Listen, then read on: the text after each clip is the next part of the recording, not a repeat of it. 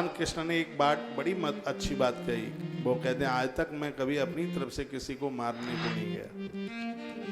लोग गलतियां करते हैं, खोटे काम करते हैं, मुझे विवश होकर के जाना पड़ता है उन्हें खत्म करने के लिए। मेरा मन नहीं होता। कहीं डकैती पड़ जाए, चोरी हो जाए, मारा काटी हो जाए, तो ऐसा नहीं है कि पुलिस वाले खुश होते हों कि ये खूब हो गया है। वो खुश होकर के नहीं जाते, उन्हें बेबस होकर के बंदूक उठानी पड़ती है। ऐसा थोड़ी है कि वो रोज चाहते हो कि रोज मारा काटी हो और हम बंदूक लेकर के जाएं, नहीं।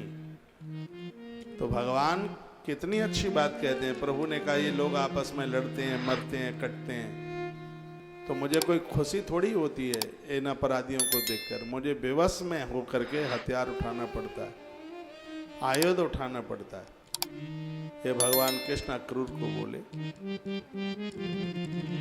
बातें ही बातें करते हुए रात निकल गई। देखिए सुनिए, भोर का सुबह हुआ है।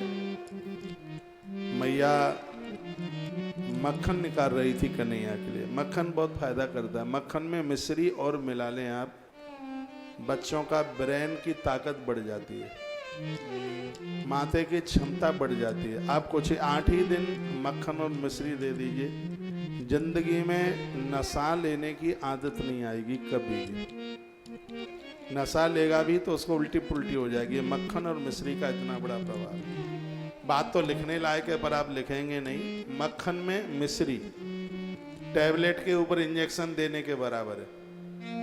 मक्खन मिश्री दोनों इतने गुणकारी हैं, माथे में जिंदगी में दर्द नहीं हो सकता।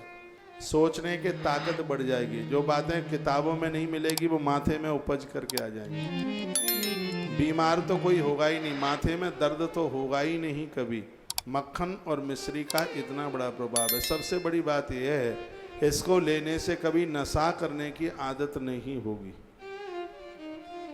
जब से ये कम हुआ है तब से समाज में शराब फैल गई है, नशा पत्तियां फैल गई हैं। आज देश में युवा लोग बिल्कुल समाप्त हो रहे हैं इस नशे की वजह से। नशा इतना फैला है।